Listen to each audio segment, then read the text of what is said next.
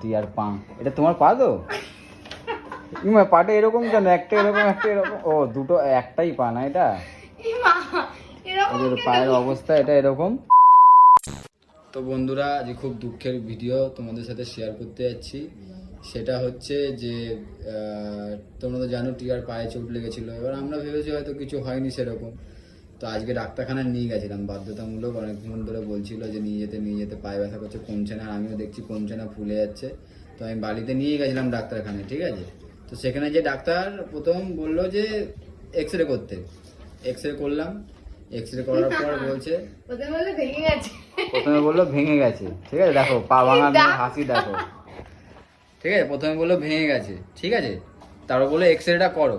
তো আমরা এখানে এক্স রেটা করেছি। যে টিয়ার পা, এটা তোমার পা তো? পাটা এরকম কেন? একটা এরকম একটা এরকম, ও দুটো, একটাই পা না এটা? পায়ের অবস্থা এটা এরকম, ঠিক আছে। বললো যে পাটা ভেঙে গেছে, ঠিক আছে। আমি বললাম যা সালা, খরচা হয়ে গেলো, এবার খরচা হয়ে যাবে এত টাকা, এরকম এরকম ভাবছিলাম মনে মনে। হ্যাঁ, তারপর বললো ঠিক আছে আরেকবার চলো দেখি। আরেকবার চলে যাওয়ার পর বলছে যে না, তোমাদের পাটা ভাঙেনি, একটু বরফ ফরফ দেবে, ঠিক হয়ে যাবে। আমি তখন বললাম যে আমার তাহলে কি করতে, যে আমার 120 টাকাটা এখানে নষ্ট হলো, আর 100 টাকা গাড়ির তেল খরচাটা পুড়লো। এক্স রেটা না করারই দরকার ছিল। তুমিও ডাক্তার না, আমিও ডাক্তার না, কেউই ডাক্তার না, দুজনের মধ্যে আমরা কেউ। আর আমি তো তোমাকে বলেছিলাম যে পায়ে কিছু হয়নি। আরে তুমি বললে কি হবে? তুমি বললে তো ডাক্তার বলতে হবে। ডাক্তার বললো এখন মানে টাকাটা তুমি না তো, আমি শুধু আমি কালকে থেকে শুধু দাঁত পিসছিলাম যে তোমার এমনই একটা মেয়ে, যতক্ষণ আমার টাকাটা না খসাবে ততক্ষণ তোমার সহ্য হবে না। 350 টাকা আমি ভিজিটটা দিয়েছি, ঠিক আছে। হ্যাঁ, ফালতু কথা কম। আরে তুমি দাও আমি দাও, টাকাটা তো কোনো সময় বিপদে থাকলে তো বেঁচে যাবে। কোনো সময় বিপদে পড়লে তো টাকাটা লেগে যাবে। আমি রিং লাইটটা কিনলাম, অর্ডার করলাম, এলো কালকে। আমি পয়সার জন্য ডাক্তার দেখা বলে আমি রিটার্ন মেরে দিলাম, মিথ্যে কথা বলে যে আমার রিং লাইটটা নাকি ভালো আসেনি। আর তুমি আমাকে এই কথাটা শোনাচ্ছ যে ডাক্তার দেখালাম পয়সা বেরিয়ে গেল। তো ঠিকই তো, 120 টাকা তো আমি দিলাম, আবার 100 টাকা আমি তেল খরচা দিলাম। ওরকম ভাবেই মানে সরি ভেঙেছে বললাম, পাটা ওরকম ভাবেই লেগেছিল যে আমার খুব ব্যথা করছিল। তুমি কেন বুঝতে চাইছো না? এই যে দেখো এখানটা, এই ফালতু বল, তোমার জন্য আমার পার্ট টাইমের কাজটাও নষ্ট হয়ে গেল। এই দেখো এরকম ধরেছে, বলছে পাটা ভেঙে গেছে, এই পাটা মনে হয় ভেঙে গেছে, পাটা ভেঙে গেছে, এই করতে হবে সেই করতে হবে। মানে কি বলবো, ডাক্তার মানে রিপোর্ট না করে, রিপোর্ট না দেখে বলছে আমার পা ভেঙে গেছে।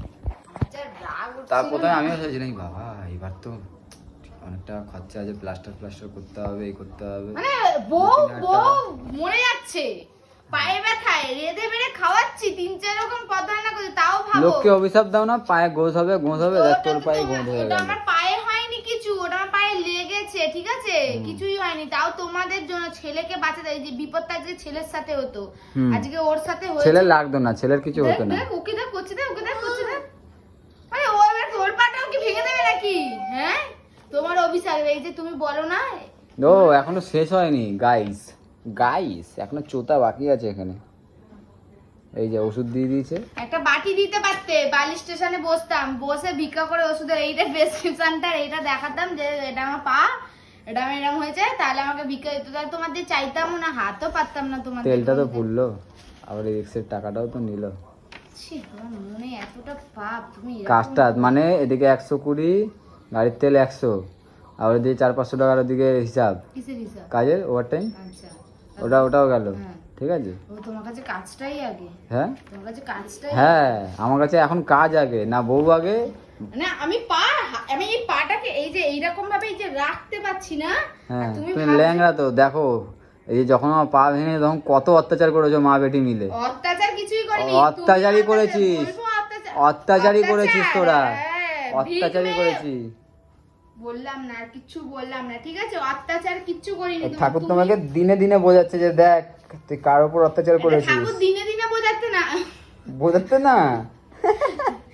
ঠাকুর আমাকে দিনে দিনে বোঝাচ্ছে না। এটা ঠাকুর তো, এটা তুমি অভিশাপ দাও না ঠাকুরের। এই যে বড় বাসা দাঁড়িয়ে এরকম করে প্রণাম করো না, এটা প্রণাম করে না, বলো ঠাকুর আমার বউটা যেন রাস্তায় বেরোচ্ছে অ্যাক্সিডেন্ট হয়ে যায়, ঠাকুর আমার বউটা যেন ওখান দিয়ে। ওরা তুমি বলো চিল্লে যখন ঝামেলা হয় রাস্তায় গাড়ি নিয়ে বেরোস তো, গাড়ির চাপাই না দেখানো ঢুকে যায়, আবার মারবো।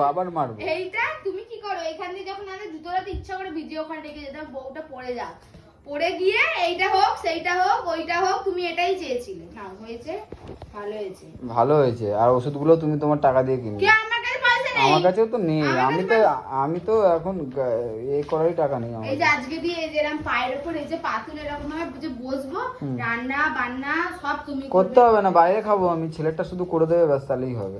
কারোরই পারবো না, নিজেও খাবো না, কারোর করবো। ঠিক আছে, যে তোমারটা তাহলে আনবো না, আমি আর ছেলের জন্য নিয়ে আসবো। আবার কি একবারে মানে স্বার্থপর স্বার্থপর স্বার্থপর সার্থকপর আমি না, পর পর সার্থকপর পর। তুই। সত্যি তুমি এরকম করো বলো?